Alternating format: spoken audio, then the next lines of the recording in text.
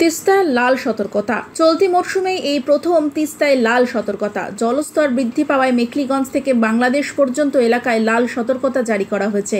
সেচ দপ্তরের flood control room সূত্রে এই খবর জানা গিয়েছে। জলপাইগুড়ি গাজলডোবা তিস্তা ব্যারেজ থেকে শুক্রবার সকাল 6টায় জল ছাড়ার পরিমাণ 1497.63 কিউমেক। তিস্তা সহ অন্যান্য নদীর জল বাড়ছে। NH31 জলঢাকা নদীতে হলুদ সতর্কতা।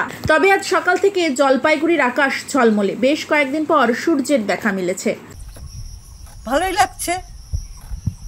কাজে কত এনার্জি পাচ্ছেন? হ্যাঁ, কাজে কত এনার্জি পাচ্ছেন?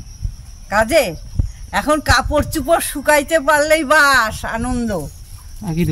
তো টমেটো দাও। পুরা মানে রোদ উঠেই মনের এতদিন বৃষ্টি ছিল তো খারাপ লাগতো, মানে সমস্ত গন্ধ হয়ে গেছে ঘরে।